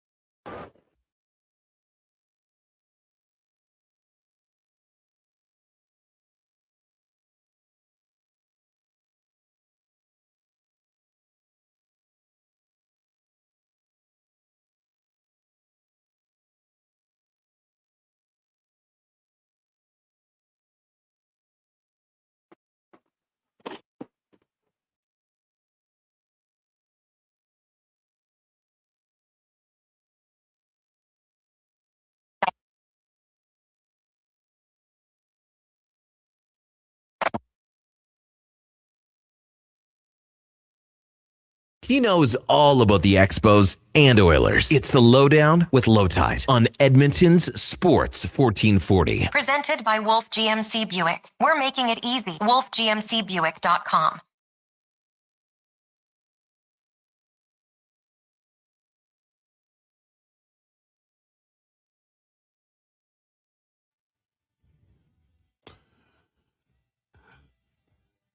Lowdown with Lowetide on Sports 1440 for Wolf GMC Buick. Hurry in for hot summer savings, including 0% purchase financing on select models. 0%. Details at wolfgmcbuick.com. 125. Everybody's happy. Everybody's happy about what's going on in the National Hockey League and the Carolina Hurricanes. The names on the cup. Nobody is offended by it at all. Rob says the XXX of Basil Pocklington, his name is on the original Stanley Cup. The replica cup doesn't have it. Also, I wonder if that ring on the Stanley Cup has been removed yet. Rob West Edmonton. I know they do remove the rings whenever they need to. When I saw the Stanley Cup, I went to the Hall of Fame and it was there. It was on. The Pocklington thing was on. I looked at all of the Oilers wins, the two Bruins wins that I remember very well. I tried to gloss over the 7,400 Montreal Canadiens wins, and I did observe a little bit the Calgary Flames win. I did because I really that was very nice of you. Thank you. I liked that team a lot. They had Lanny McDonald, Brad McCrimmon. I think Dougie Gilmore was on that team. Vernon, obviously, it was a really good team. Young Theo Fleury. Yep, first year in the league. Yeah, they were. I look at the Flames' victory in '89 as reward for Badger Bob and everybody involved in that organization, Cliff Fletcher, Terry Crisp, and all the players, obviously. They pushed the Oilers to be what they were. And that's some of the best hockey I've ever seen. So it was unfair when they lost in 86 to Montreal. So I think 89 was in the words of Homer Simpson, stupid poetic justice for the Calgary Flames. They earned that cup. And they were a big part of Edmonton. That sounds ridiculous, but they were a big part of the Edmonton Oilers being as successful as they were. They got their get back, though, against the Habs.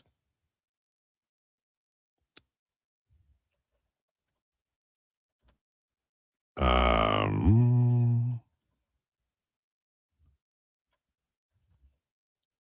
not. When you send something, if you send like 16 paragraphs, I'm just not able to read it.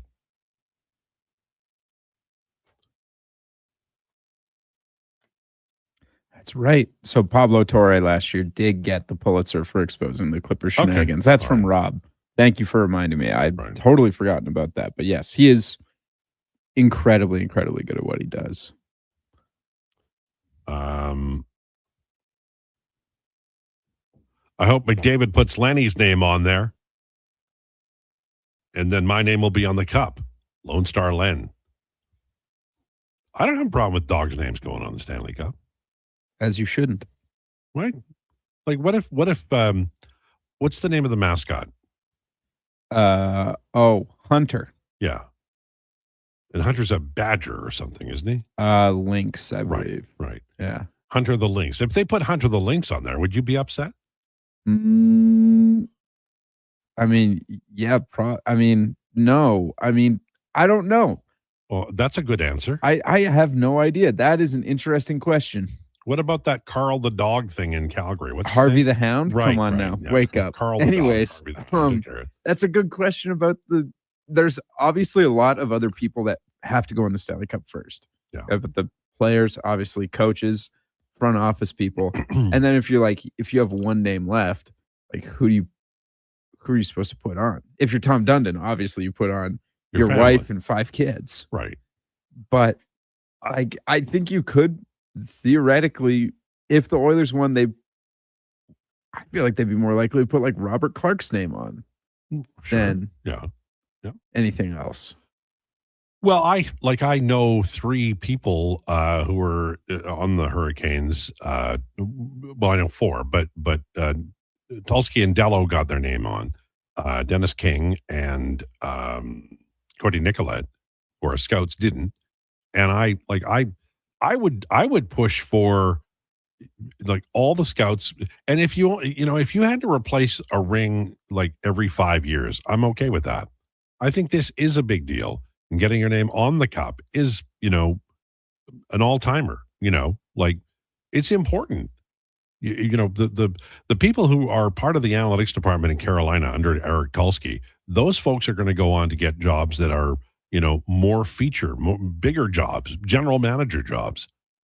And that's the world that we live in. But part of it is on your resume in, I'm assuming, fairly big font and bold Times New Roman. What's the strongest font and style? I don't think it's Times New Roman. Okay. Comic Sans? I don't know. It's not Comic Sans. Anyway, that's a big deal, right? So I think you could take a photo of the cup. That could be the part of your cover letter with your name, It's a big deal. And so I think they should have everybody's name on there, everybody who involved. And I mentioned earlier on Twitter that it has always irked, I tell you. And part of it is because Sam Pollock had to have something involved in it. But Don Awrey, who won the Stanley Cup with the Boston Bruins earlier in the 70s, he was on the 75-76 Montreal Canadiens team, and he played 72 games in the regular season. 72 games in the regular season. And they won the Stanley Cup, and his name's not on the cup for that team. And that's, to me, that's just filthy. Just a dirt mean move. I still am mad at that. Come on, man. Don Awrey deserved his name on that cup. And not just because he was Bobby Orr's partner in Boston. He was a good player.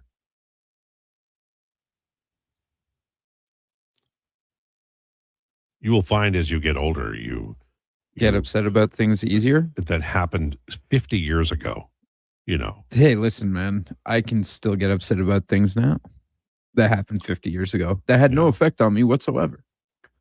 Montana to Rice, if Oilers win, they should put Ben Stelter's name on the cup. That's a great idea.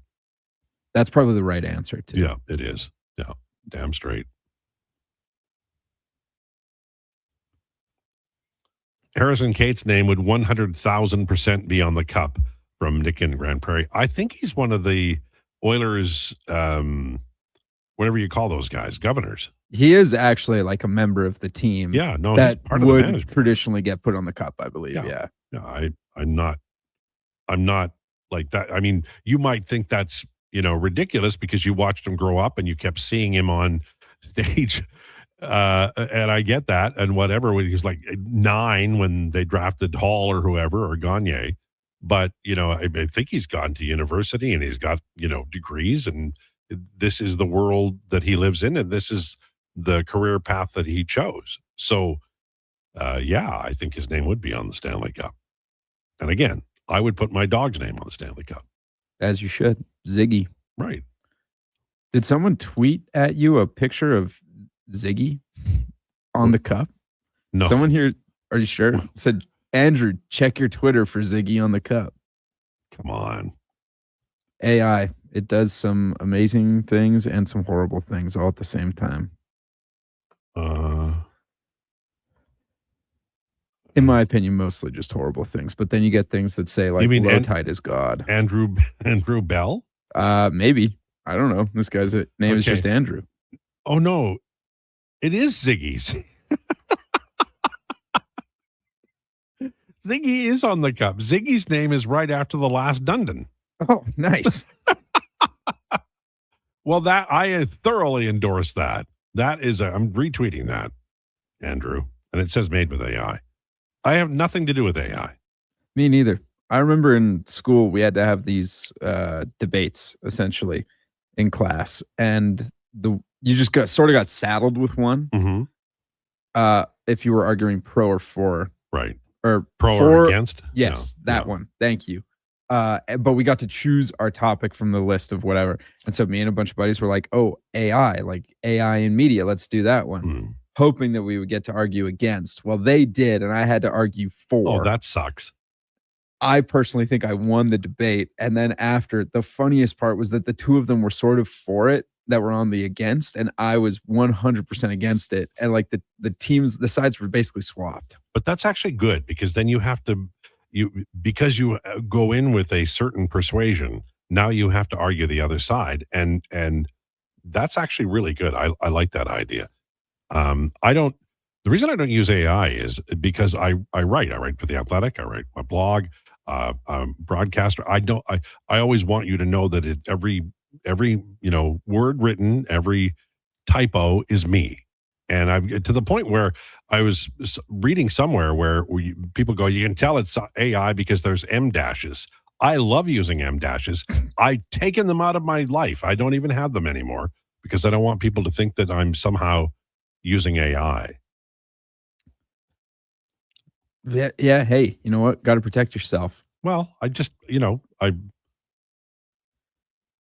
just saying, I sort of feel that way about Oxford commas. I love the Oxford comma. So Peter Zosky taught me the Oxford comma was brilliant. So when we were at Nate, again, I don't think there's anything wrong with it in CP style. I don't think there's anything wrong with it. But I remember Dave Sawchuk, one of our very good instructors over there, said, do away with the Oxford comma. It's useless. It's pointless. I don't want it. If you guys turn something in with the Oxford comma, I will take marks down, whatever. I don't want to see Oxford commas. So I was like, all right. And ever since then, for whatever reason, I hate the Oxford comma. People text me and use an Oxford comma. I'm like, what are we doing here? First of all, it's a text. You don't need any more punctuation more than a comma, maybe a period. Exclamation point at the end sounds great. But if you're hitting me with the Oxford comma, what the horsey sauce are we doing here? I have not heard you say horsey sauce before. Oh, I say horsey sauce all the time. All right. Well, enough of this horsey sauce. On the way, Declinations, talking CFL with Declan Krueger. Lowdown with Lowetide on Sports 1440 and YouTube, brought to you by Wolf GMC Buick. Diamond Rides is one of Alberta's premier specialty charter companies. With our luxury motor coaches, we provide our customers with the safest and most reliable ground transportation services. Our seatbelt equipped top-of-the-line motor coaches have become the preferred carrier for many local sports teams, tours, corporate outings, and other various travel needs across Western Canada.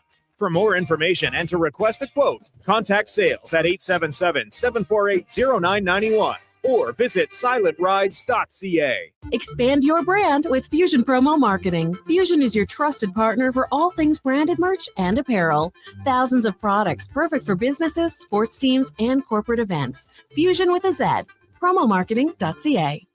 Silent Ice Sports and Entertainment is an innovative market leader across Western Canada. Properties include the Spruce Grove Saints, the Junior Prospects Hockey League, Silent Rides Charter Company, the Hockey Super League, and the newly launched Female Super League. Silent Ice also owns the Western Hockey League Seattle Thunderbirds and operates the Morinville AAA Arena. The Silent Ice Center, a new state-of-the-art entertainment facility in Nisku, features 2 sheets of ice, a 1,600-seat arena, as well as Summit Restaurant. Learn more at silentice.com. Whether you're a craft beer connoisseur or more of a wine aficionado, there's always something new to discover at Sherbrooke Liquor, a unique family-owned independent liquor store. The selection, incredible. The non-alcohol section is also very impressive. Sherbrooke Liquor, expert, knowledgeable staff with a passion for unique finds. More than just a liquor store, we're a community. Alberta's best, the one and only Sherbrooke Liquor. Wine, spirits, and oodles of beer. Visit SherbrookeLiquor.com. Hey, hon, I'm getting expressions and images to frame my hockey card collection in the man cave. Perfect. I'll come with you and bring our wedding photos. For sports memorabilia and family treasures, think Expressions and Images, your local custom framer since 91. You name it, we frame it. The Lawnmower Hospital. You're looking for the best zero-turn mower? Go to the source. Hustler Turf and the Lawnmower Hospital. Hustler Turf started the zero-turn market in 1964, and they're still the kings of quality, durability, and performance. With versatile sizing from 34 to 104 inches, you'll have what you need to make your summer lawn care a breeze. Financing is always available. Check lawnmowerhosp.com. The Lawnmower Hospital. What's it like to score a winning deal at Car West Leduc? Like raising the cup in your hometown on your birthday. Feel it now at Car West Leduc. Experience a vast, uncompromising selection of top-quality used vehicles with no extra fees. Trucks, sedans, vans, SUVs, and more. Backed by family-run service and top dealer ratings on Google. So when the final siren goes, you go home with a deal you'll never forget. Car West Leduc, 6514 Sparrow Drive, Leduc, or at carwestautosales.com.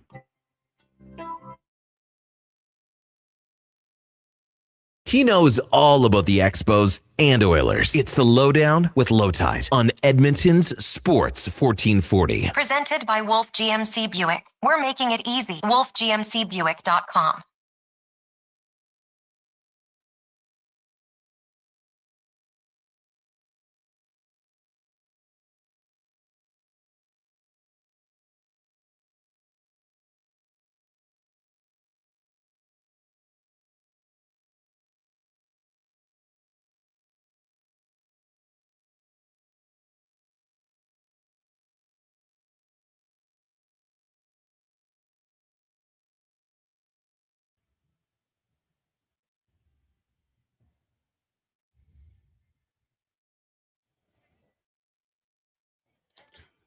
It's 1:41. This is the Lowdown on Sports 1440, brought to you by Wolf GMC Buick. Check them out at wolfgmcbuick.com. And it's time for Declinations, presented by the Edmonton Elks. The Elks' next home game is tonight. Come see the most explosive player in the CFL, Justin Rankin. Lock in your tickets right now. GoElks.com/tickets. And now, ladies and gentlemen, to talk about the game, Declan Krueger. Yeah. Gonna keep this one brief. Got some things to shore up here, but keys to the game. Like, I think this is a very winnable game against an Ottawa team that doesn't have a very good roster. BC, I've talked about this. They had multiple ways to beat you. I don't think Ottawa really falls into that category. The roster isn't kind of complete in terms of talent. As much as I like Ryan Dinwiddie, he's fighting an uphill battle with what he has to coach. So yeah, the Ottawa Red Blacks are up against it a little bit. And if you're the Elks, you're at home. It's a great bounce back spot. And quite bluntly, you cannot lose to a team you cannot lose to 2 winless teams in a row. You just can't do it, because 3-2 doesn't look nearly as good if those 2 losses come to teams that didn't have wins before they played you, especially this Ottawa team and I know they had a nice little comeback against Montreal. I know they played looked good, I should say, against Saskatchewan in the fourth quarter. But overall, there's just not a lot going there. So keep it simple. first down runs to Justin Rankin, let him get 4, 5, 6 yards, short passes on second down, win the time of possession battle. Don't try and do anything too fancy. If the final score ends up being something like 28-20 and it looks a little closer than it actually is, but you've controlled the game and they scored late, I think you will have used the recipe for success, and I think that's what they have to do. Should I plan, because like if it's a blowout, I'll have it on, but I will do other work. Do you think this is going to be a close game? I think the final score might be closer than the game actually is. I just think the Elks are better everywhere, and I think Ottawa has so many problems and they're not very good. And they got to be better along both lines, right? Yeah, they've been good through the first 3 games. That BC game, they got exposed. But again, like they dominated Ottawa at the line of scrimmage on both sides. Mostly on the offensive line, actually. Mostly on the offensive line. But they dominated them on the line of scrimmage. You have to continue that trend. Okay. Or get back to that trend, I should say. Now, you are Finn. Yeah, I'm going to wrap it up. Okay, you've got stuff you've got to do for the Krueger Show? Yes. Okay, well, we'll try to not involve you, but if a question comes up, we reserve the right to call on you. Bryce says, not proud of it, man enough to admit it. I had no idea what an Oxford comma was, and I just looked it up. Couldn't agree more, just useless. Well, I think, Bryce, probably you did know what it was, and then you've forgotten. As we get older, we have like so much in our brain that stuff slides out. Like, you've got to remember how to drive and where you put the beer. So sometimes the Oxford comma, there's no room. Yeah. That's what happens. It's just a natural progression of life. Yeah. You can forget your girlfriend, your wife's birthday because you got to remember where you put the beer. Right. Exactly. It's called priorities. Sometimes people misunderstand that, I know. And it's weird. Your brain's weird. I remember when I lived in Wannock, BC, when I was like 5 years old, our phone number was 462-7088. And I am not sure I can tell you what my phone number is on my cell phone right now. I could tell you what was formerly my home phone number with our landline, 780-619 or 416-6199. I still remember my parents' phone numbers. Thank goodness they have not gotten new ones because I would not be able to memorize it. They do that. I still have our landline because my Auntie Laura used to call me and wish me a happy birthday every year. And I loved her. She was just a wonderful human being. And she has since passed. And now I just keep it because I don't know. In case someone wants to call. No, I mean, nobody calls, but I just, it's like when you get old, there are just certain things, like you go, well, I have that. Is it a rotary? No, it's not a rotary. All right, then. Disappointed. Well, I watched, what movie did I watch that had a rotary phone in it? Maybe not a rotary phone, but an old-timey phone. Yeah. Sunset Boulevard. Have you seen that movie? That's a good one. I mean, there's a lot of rotary phones in a lot of movies. I watched Sunset Boulevard for the first time, and I'm a little concerned that I don't know what happened. Like, which reality occurred? Let's not do this, Al. Okay. All right. Let's please not do this. We can do your Brad Pitt thing now if you want. I'm sure Declan would have nothing to say about that. All right. So the Edmonton Oilers obviously have not been active, but haven't, the offer sheet acceptance by the Anaheim Ducks means that there's an aggressive need by one of the 32 member teams. Anaheim needs to drop salary and, I think, get some defense. So does that mean Vetrano goes? I don't know. I think Paling is the most expensive player without a no movement clause. Does he go? How do they get there? And that will drive the next set of moves. We know that Toronto would like to offload a defenseman, probably Morgan Riley. Philadelphia is all dressed up and no place to go, looking for a number one center, and they've got some real coin. So And you got Calgary looking to move Connor Zary, I heard. So there's stuff. They're still looking to move him. No. I think they're waiting for the right package. Like, he's not going to be a guy that gets you a first-round pick, maybe a second. Yeah. But If there'll you're be a lucky. team. Hey, the Flyers, apparently they need a new top-line center. But that's not. How do we know? Ryan Huska just loves to bury him on the third line at right wing. That is what I would like. That would be my if I'm Conroy and I'm calling people, I'm like, look, my coach doesn't like him. This guy is a sleeping giant. I like Zary. He was good in his rookie year. I really like the production he had. Same with Martin Pospisil, but apparently he stinks according to Declan, who's not watched as much Martin Pospisil as I have. But whenever I watch the Flames, Pospisil is noticeable. He's very noticeable. Yeah. And last year he missed a lot of time with injury. And when he came back, he was like a man on fire. I tell you what. But yeah, I just don't know what's going on with Connor Zary anymore. Buck says, I remember 8675309. Jenny. 8675309. Tommy Two-Tone. Thank you. I always get that song and the breakup song. The breakup song? With Greg Kinband. Do you know that song? Is that no? Oh. I can't tell you I've ever indulged. They don't make him like that anymore. They don't know No, that song? I don't think I know that one. All right. Well, they must have come out at the same time because in my brain, they're together. That's how I feel about Jesse's girl and Stacy's mom. Right. They're together.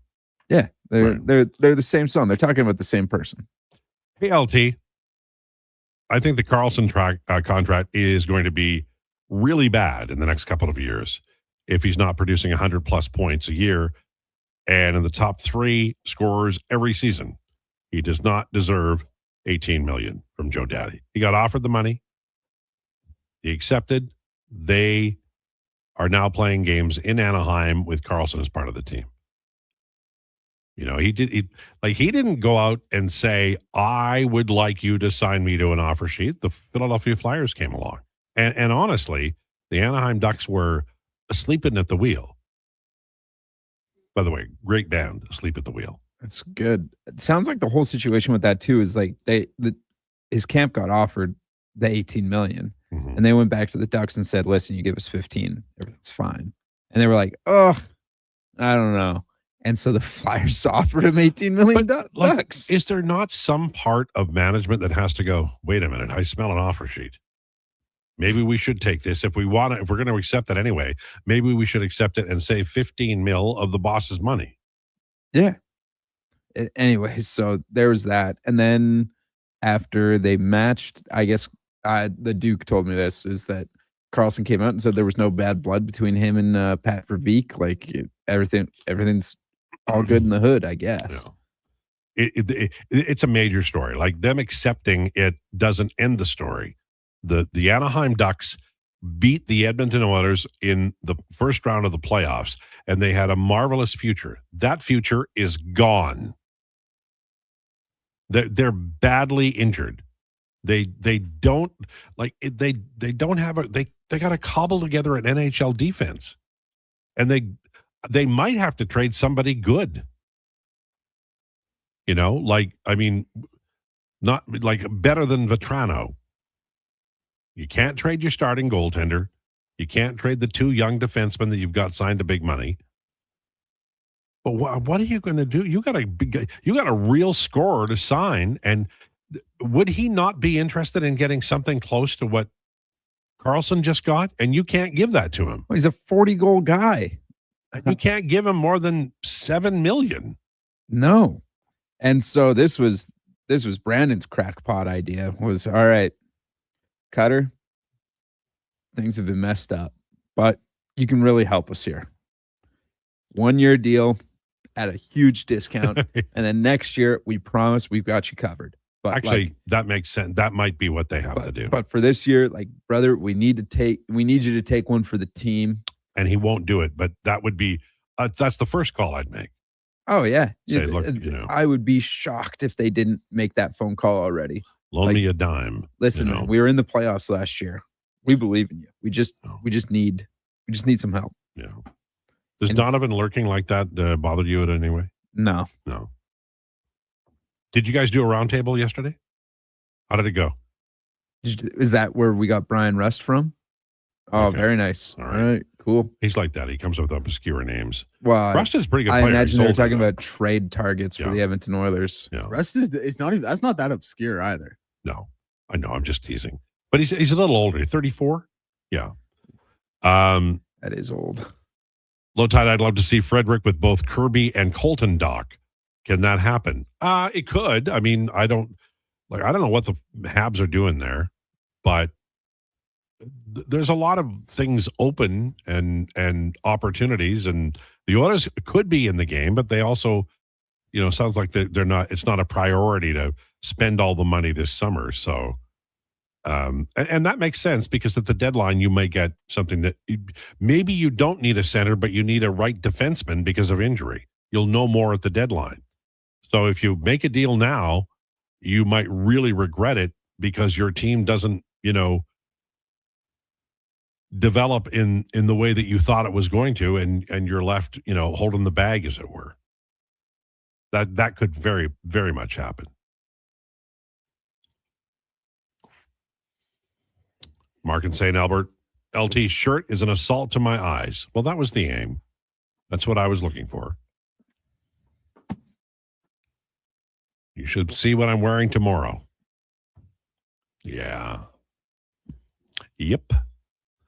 All right. Jason Gregor is on the way to talk about the accepted offer sheet, Elks playing tonight at Commonwealth, World Cup action just around the corner, and oh my God, is there a lot going on. Thanks so much for tuning into the Lowdown. Please enjoy your day.